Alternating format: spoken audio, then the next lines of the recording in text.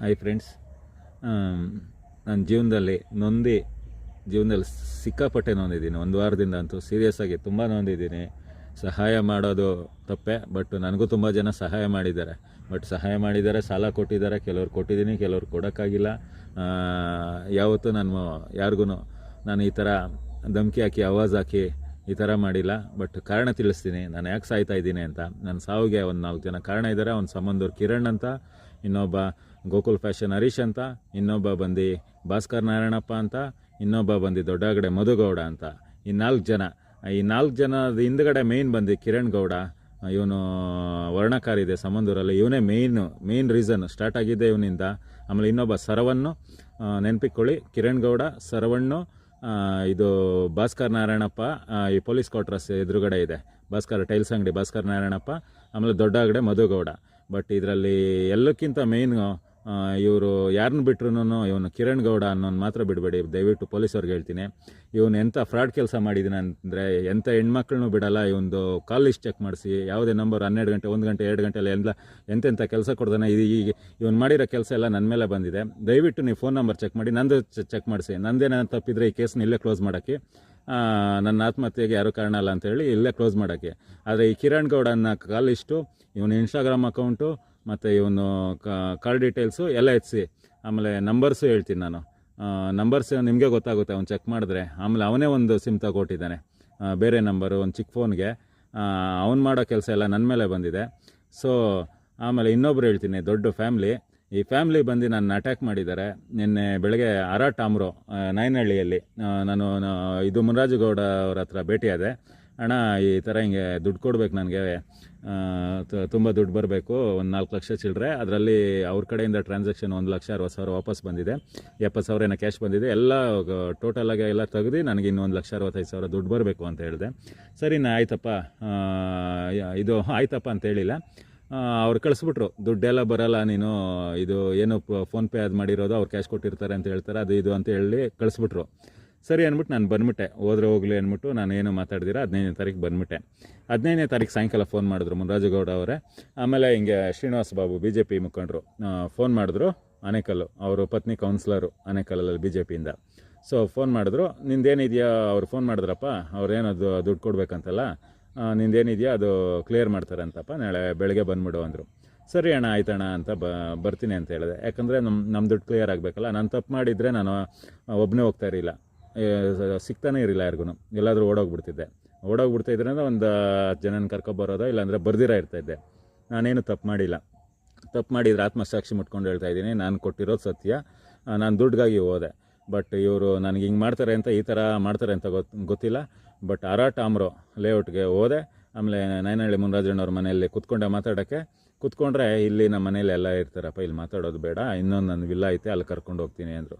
ಸರಿ ಆಯ್ತಣ್ಣ ಅಂದೆ, ಯಾಕಂದರೆ ನನಗೇನು ಭಯ ಇಲ್ಲ, ನಾನು ತಪ್ಪು ಮಾಡಿದರೆ ತಪ್ಪು. ಸೊ ವಿಲ್ಲಾಗೆ ಹೋದ ತಕ್ಷಣವೇ ಇವರು ಬಂದರು, ಶ್ರೀನಿವಾಸ್ ಬಾಬು, ಯಾರೋ ಬಾಬಣ್ಣ ಅಂತ ಏನೋ ಅಂತಾರೆ, ಅವರು ಪತ್ನಿ ಕೌನ್ಸಿಲರು, BJP ಮುಖಂಡರು. ಸೊ ನಾನು ವಿಲ್ಲಾ ಒಳಗಡೆ ಹೋದೆ, ಇವನೇನಾ ಅಂದರು. ಆಮೇಲೆ ಸರಿ ಅಂದ್ಕೊಂಡು ಆಮೇಲೆ ಹೋದರೆ ಒಂದು 5 ನಿಮಿಷಕ್ಕೆ ಎಲ್ಲ ಬರ್ತಾಯಿದ್ದಾರೆ. ಅವ್ರ ಗ್ಯಾಂಗ್ ಒಂದು 15 ಜನ, 20 ಜನ, ಅವ್ರ ಫ್ಯಾಮ್ಲಿ, ಅವ್ರ ಹೆಂಡ್ತಿ ಇರ್ಬೋದು, ಆಮೇಲೆ ಅವ್ರ ಮನೆಯವರು, ಆಮೇಲೆ ಇನ್ಯಾರು ಅವ್ರ ಜೊತೆಲಿ ಯಾರೋ 4-5 ಜನ ಕರ್ಕೊಬಂದಿದ್ರು. ನಾಯನಕನಹಳ್ಳಿ ಅಂತ ಯಾರೋ ಒಬ್ಬರು, ಸಿಡಿಯೋಸ್ಕೋಟೆ ಅಂತ ಒಬ್ಬರು, ಆಮೇಲೆ ಇನ್ನೂ ಯಾರ್ಯಾರೋ ಬಂದಿದ್ದರು. ಬಟ್ ನನಗೆ ಅವರು ಊರುಗಳು ಗೊತ್ತಿರಲಿಲ್ಲ. ನಾನೇ ಮುನ್ರಾಜಣ್ಣನ ಕೇಳ್ಕೊಂಡು, ಏನು ಕಪ್ಪ ಇದೆಯಲ್ಲ ಅಂದ್ರೆ ಸುಮ್ಮನೆ ಅಂತ ಅಂದೆ. ಬಟ್ ಇವ್ರು ಹಿಂಗೆ ಮಾಡ್ತಾರೆ ಈ ಥರ ಅಂತ ನನಗೆ ದೇವರಣೆಗೆ ಗೊತ್ತಿಲ್ಲ. ಆಮೇಲೆ ನನ್ನ ಮೊಬೈಲ್ನ ಕಿತ್ಕೊಂಡು ಮೊಬೈಲ್ನ ಸ್ವಿಚ್ ಆಫ್ ಮಾಡಿಸಿ ಜೋಪೆಲ್ಲ ಚೆಕ್ ಮಾಡಿದ್ರು, ನಾನೇನಾದರೂ ರೆಕಾರ್ಡ್ ಮಾಡ್ಕೊತಾ ಇದ್ದೀನಿ ಅಂದ್ಬಿಟ್ಟು. ಸೊ ನಂದೆಲ್ಲ ಕಿತ್ಕೊಂಡು ಎಲ್ಲ ನೋಡ್ಬಿಟ್ಟು, ಆಮೇಲೆ ನಂದು ಏನು ಇಲ್ದಿರ ಆಮೇಲೆ ನನ್ನ ಫುಲ್ ಟಾರ್ಚರ್ ಮಾಡಿದ್ರು. ಯಾವ ಥರ ಹೊಡೆದ್ರು ಅಂದರೆ, ಶತ್ರುಗಳಿಗೂ ಬೇಡ ಸ್ವಾಮಿ ದೇವಣ್ಣ, 20 ಜನ ಹೊಡೆದಿರೋದು 2 ಅವರು. ನನ್ನ ಮೈ ಬಟ್ಟೆ ಬಿಚ್ಚಿ ತೋರಿಸ್ತೀನಿ, ಸೀರಿಯಸ್ ಆಗಿ ನನಗೆ ತಡೆಯೋಕ್ಕಾಗ್ತಾಯಿಲ್ಲ. ಕೊಟ್ಟಿರೋ ವ್ಯಕ್ತಿ ನಮ್ಮ ದೊಡ್ಡಪ್ಪನ ಮಗಳಾದ ನಮ್ಮ ಅಕ್ಕನ ಮಗ ಆಗಿರ್ತಾನೆ. ಈ ಮೃತಪಟ್ಟಿರೋ ವ್ಯಕ್ತಿ ಕಾರಣ ಅವನು ವಿಡಿಯೋದಲ್ಲಿ ಹರಿಬಿಟ್ಟಿರುವ ಹಾಗೆ ಒಂದು ಕುಟುಂಬದ ಮಧ್ಯೆ ಒಂದು ಹೆಣ್ಣಿನ ವಿಚಾರವಾಗಿ ಇದು ನ್ಯಾಯ ನಡೆದಿರ್ತದೆ. ಅಂದರೆ ಇವನ ಹತ್ರ ಕೆಲವು ತಿಂಗಳುಗಳಿಂದ ಆ ಕುಟುಂಬದ ವ್ಯಕ್ತಿ ಅಂದರೆ ಶ್ರೀನಿವಾಸ್ ಬಾಬು ಅವರು ಕುಟುಂಬದ ಒಂದು ಹೆಣ್ಣು ಮಗು ಇವನು ಹತ್ರ ದುಡ್ಡುಗಳನ್ನ ಹಾಕ್ಸ್ಕೊಂಡಿರ್ತಾರೆ. ಮತ್ತು ಇವನ ಹತ್ರ ಸ್ವಲ್ಪ ರಿಟರ್ನ್ ಮಾಡಿರ್ತಾರೆ, ಸ್ವಲ್ಪ ಕ್ಯಾಶ್ ಮುಖಾಂತರ ಕೊಟ್ಟಿರ್ತಾರೆ ಇವನು ವಿಡಿಯೋ ಹೇಳಿರೋ ಹಾಗೆ. ಇನ್ನು ಕೆಲವು ಬ್ಯಾಲೆನ್ಸ್ ಅಮೌಂಟ್ನ ಇವನು ಕೇಳಿದಾಗ ಈ ಅವ್ರ ಕುಟುಂಬಕ್ಕೂ ಇವನಿಗೂ ಏನಾಗಿತ್ತು ಅಂತ ಇವನು ಸಹ ಹೇಳಲಿಲ್ಲ. ಆ ವಿಡಿಯೋದಲ್ಲಿ ಇವನು ಏನು ಹೇಳಿದ್ದಾನೆ, ಒಂದು ಹೆಣ್ಣಿನ ವಿಚಾರವಾಗಿ ನಾನು ಹೇಳಲ್ಲ, ಯಾವ ಕುಟುಂಬ ಯಾರ ಹೆಸರು ನಾನು ಆಚೆ ತರಲ್ಲ ಅಂತ ಹೇಳಿದ್ದಾನೆ. ಅವ್ರ ವಿಚಾರ ಏನಾಗಿದೆ ಅಂತ ಗೊತ್ತಿಲ್ಲ. ಆ ದುಡ್ಡನ್ನ ಇವನು ಕೇಳಿದಾಗ ಶ್ರೀನಿವಾಸ್ ಬಾಬು ಅವರು ಮುನ್ರಾಜ್ ಗೌಡ್ರ ನೇತೃತ್ವದಲ್ಲಿ ಒಂದು ನ್ಯಾಯ ಮಾಡಿಸೋಣ ಅಂತ ಅವರು ವಿಲ್ಲಾ ರೆಸಾರ್ಟ್ಗೆ ಕರೀತಾರೆ. ಆಗ ಅವರು ಇಲ್ಲಿ ಫ್ಯಾಮಿಲಿ ಇದ್ದಾರೆ ಅಂದ್ಬಿಟ್ಟು ಪಕ್ಕದ ರೆಸಾರ್ಟ್ಗೆ ಹೋದಾಗ ಶ್ರೀನಿವಾಸ್ ಬಾಬು ಅವರು ಮತ್ತು ಇವನು ವಿಡಿಯೋದಲ್ಲಿ ಹೇಳಿರೋಗೆ ಅವ್ರ ಕುಟುಂಬದವರು ಒಂದು 15 ಜನ ಸೇರಿಸಿ ಇವನಿಗೆ ಹಿಗ್ಗಮುಗ್ಗ ಹೊಡೆದಿದ್ದಾರಂತೆ. ವಿಡಿಯೋದಲ್ಲಿ ಹೇಳಿರೋಗೆ ಅವನು ಹೇಳ್ಕೊಂಡಿದ್ದಾನೆ ಏನಂತ, ಪೋಸ್ಟ್ ಮಾರ್ಟಮ್ ಆದಾಗ ಬೇಕಾಗಿರೋ ನಾನು ಬಾಡಿನ ಚೆಕ್ ಮಾಡಿ ಕಿಡ್ನಿ ಲೆವೆಲ್ಗೆ ನಾನು ಶೆಡ್ ಬಿಚ್ಚಿ ನೋಡಿಸಿದಾಗ ಈ ಥರ ಯಾರಿಗೂ ಆಗಬಾರ್ದು, ಈ ಥರ ಶತ್ರುಗಳಿಗೂ ಸಹ ಈ ಥರ ಅನ್ಯಾಯ ಆಗಬಾರ್ದು, ಆ ಥರ ತಿಳಿಸಿದ್ದಾರೆ. ಹಾಗೆ ಆ ಒಂದು ನ್ಯಾಯದಲ್ಲಿ ನಡೆದಿರ್ತಕ್ಕಂಥ ಆ ಹುಡುಗಿಗೆ ಏನಾದರೂ ತೊಂದರೆ ಆದರೆ ನೀನೇ ನೇರ ಹೊಣೆ ಅಂತ ಇವನ ಕೈಲಿ ವಿಡಿಯೋನು ಮಾಡಿಸಿ ಬೆದರಿಕೆ ಹಾಕ್ಸ್ಕೊಂಡಿರ್ತಾರೆ. ಏನು ವಿಚಾರ ಅಂತ ಈ ಪೊಲೀಸರ ಪರಿಶೀಲನೆ ಆದಮೇಲೆ ಗೊತ್ತಾಗುತ್ತೆ ಏನು ನಡೆದಿದೆ. ವಿಡಿಯೋದಲ್ಲಿ ಹೇಳ್ಕೊಂಡಿದ್ದಾನೆ ಅದು ಏನು ಅಂತ ಈ ಪೊಲೀಸ್ ತನಿಖೆಯಲ್ಲಿ ಏನು ಅವ್ನು ಯಾರಿಗೆ ಏನು ಮಾಡಿದ್ದಾನೆ, ಇವನ ಮೇಲೆ ಏನು ಹಾಕಿದ್ದಾನೆ, ಇವನ ಮೊಬೈಲ್ ಏನೇನಿದೆ, ಮತ್ತು ಇವನು ಆ ಹೆಣ್ಣಿನ ವಿಚಾರವಾಗಿ ಇವ್ರೇನಕ್ಕೆ ಕರೆಸಿದ್ರು, ಆ ಹೆಣ್ಣಿಗೆ ಇವನೇನು ಕಾಸು ಕೊಟ್ಟ, ಆ ಹೆಣ್ಣಿಗೆ ಇವನಿಗೇನು ಕಾಸು ವಾಪಸ್ ಮಾಡಬೇಕಾಗಿತ್ತು, ಇದೇನು ನ್ಯಾಯ ನಡೀತು, ಇದೇನು ನಡೀತು ಅಂತ ತನಿಖೆ ಆದಮೇಲೆ ಗೊತ್ತಾಗುತ್ತೆ.